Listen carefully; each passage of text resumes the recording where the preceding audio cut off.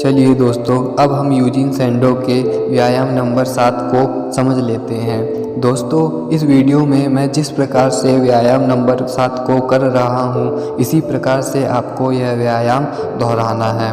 अब देखिए, इस वीडियो में मैं अपने सीधे हाथ को पूरी ताकत लगाकर ऊपर की तरफ ला रहा हूँ। इसी प्रकार से आपको अपना सीधा हाथ धीरे धीरे ऊपर की तरफ लाना है। जब आप अपने सीधे हाथ को धीरे धीरे ऊपर की तरफ लाओगे तो इस बात का विशेष रूप से ध्यान रहे कि आपकी मुट्ठी पूरी तरह से टाइट होनी चाहिए और आपकी संपूर्ण भुजा भी पूरी तरह से टाइट होनी चाहिए।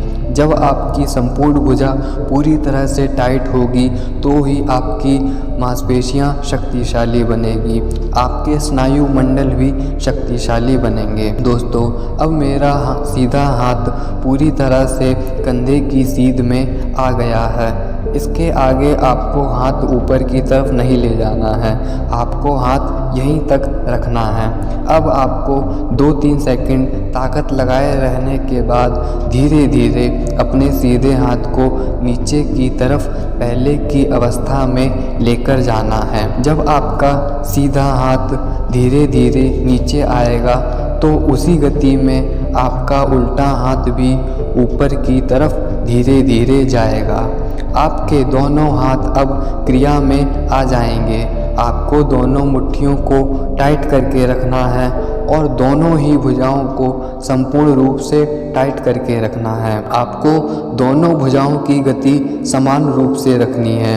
आप देखोगे कि आपका एक हाथ धीरे धीरे नीचे आएगा और दूसरा हाथ उसी गति में धीरे धीरे ऊपर की तरफ जाएगा। आपको बायां हाथ कंधे की सीध तक लेकर जाना है। जब आपका बायां हाथ पूरी तरह से कंधे की सीध में आ जाएगा तब आपका सीधा हाथ अपनी पहली अवस्था में आ जाएगा।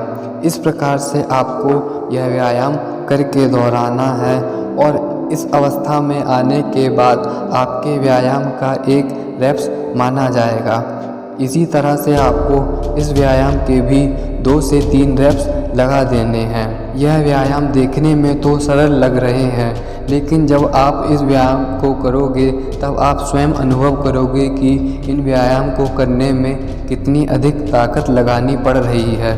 दोस्तों, शक्ति का सूत्र यहीं से निकल कर आता है कि आपको व्यायाम करने में इतनी अधिक ताकत लगानी पड़ रही है और यही ताकत तो आपको शक्तिशाली बनाएगी, क्योंकि जो जिम वाले व्यायाम होते हैं उनमें आपको अधिक ताकत लगानी ही नहीं पड़ती है। जब आप अधिक ताकत लगाओगे ही नहीं तो शक्तिशाली शरीर कैसे प्राप्त होगा।